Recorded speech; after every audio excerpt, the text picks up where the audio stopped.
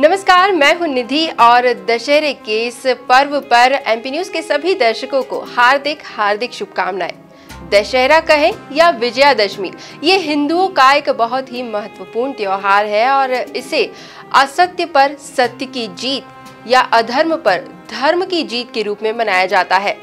वैसे तो इसे लेकर कई मान्यता है, लेकिन प्रमुख तौर पर यही माना जाता है कि इस दिन भगवान श्री राम ने 10 सिर वाले दानव रावण का वध किया था और सीता हरण की जो कथा थी उसे समाप्त किया था। दशहरे का दिन इसी याद में मनाया जाता है, लेकिन एक और भी मान्यता इससे जुड़ी हुई है। कहा जाता है कि नवरात्रि के 9 दिनों के बाद जब दशमी का दिन आता है, इसी दिन माँ दुर्गा ने महिषासुर नाम के दानव का वध किया था और देवताओं को इस दानव के आतंक से मुक्त कराया था। मान्यताएं तो और भी कई जुड़ी है, लेकिन प्रमुख तौर पर इन्हीं 2 मान्यताओं के कारण विजयादशमी का पर्व मनाया जाता है।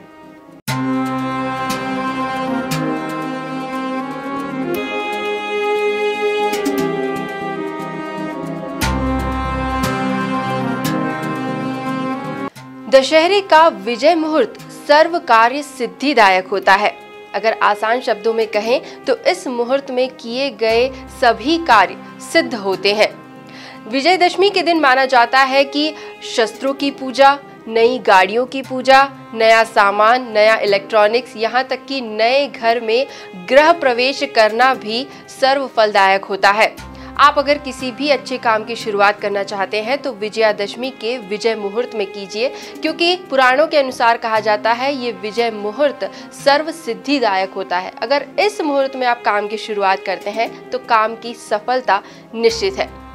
विजयादशमी के दिन शस्त्रों की पूजा के साथ साथ शमी के पेड़ की पूजा करना भी महत्वपूर्ण बताया गया है। कहा जाता है कि इससे भी शुभ फल प्राप्त होते हैं और साथ ही साथ ये भी कहा जाता है कि इस दिन खास तौर पर गाड़ियों का पूजन किया जाए, क्योंकि हर घर में यही है जो शस्त्रों के रूप में भी पूजे जाते हैं और साथ ही साथ यही आपकी सबसे बड़ी मदद भी होती है। काफी पौराणिक है, काफी ऐतिहासिक है।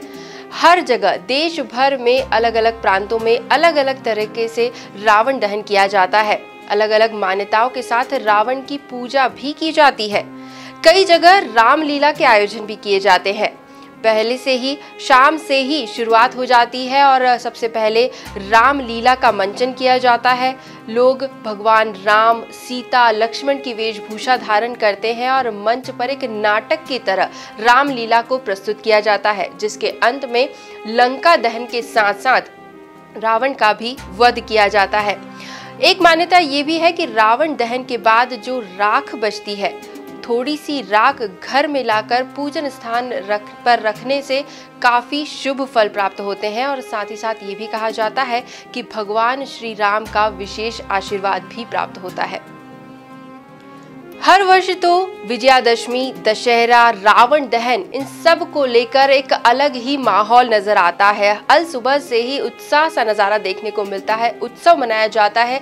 लेकिन इस वर्ष क्योंकि कोरोना संकट काल चल रहा है तो इस बार इसका असर त्योहारों पर भी पड़ रहा है और साफ तौर पर रावण दहन के आयोजनों को लेकर सरकार की तरफ से गाइडलाइन जारी कर दी गई है। बड़े बड़े आयोजन नहीं किए जा सकते, भीड़ एकत्रित नहीं हो सकती।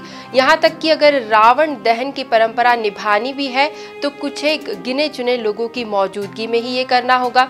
रावण का पुतला जो जलाया जाता है उसकी हाइट, उसकी लंबाई भी तय मानकों के अनुसार ही होनी चाहिए। साथ ही साथ रावण दहन की वीडियोग्राफी अनिवार्य कर दी गई है, जिसमें ये पुष्टि की जाएगी कि रावण दहन पूरी गाइडलाइंस के तहत किया गया है। रावण के पुतले से एक तय दूरी रखनी जरूरी होगी, जिसके लिए बैरिकेड्स लगाए जाना अनिवार्य है। साथ ही साथ ये भी कहा गया है कि बड़ी मात्रा में लोग एकत्रित नहीं होने चाहिए।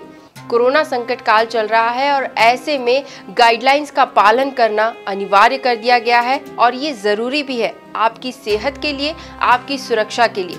साथ ही साथ सरकार ने ये भी निर्देश जारी कर दिए हैं कि अगर रावण दहन किया जाता है तो इसकी पूरी वीडियोग्राफी कर एक सीडी नजदीकी पुलिस स्टेशन पर सौंपनी होगी। वहां पर रजिस्टर किया जाएगा उसे, और अगर उस वीडियो में कहीं कोई अनियमितता पाई गई तो आयोजकों पर कार्रवाई भी हो सकती है। पर्व है खुशियों का, उल्लास का, विजय का पर्व विजयादशमी। कोरोना संकट काल भले ही हो, लेकिन भक्तों में, श्रद्धालुओं में भगवान के प्रति श्रद्धा या भक्ति कम नहीं हुई है। उल्लास और उत्सव का नजारा अभी भी देश भर में देखा जा रहा है। हो सकता है कि रंग थोड़ा फीका जरूर हो, लेकिन उत्सव मनाया जरूर जाएगा। हम भी उम्मीद करते हैं कि ये विजयदशमी का पर्व आपके लिए भी सेहत और सुरक्षा से भरपूर हो। एक बार फिर एमपी न्यूज के सभी दर्शकों को दशहरे की हार्दिक हार्दिक शुभकामनाएं। धन्यवाद।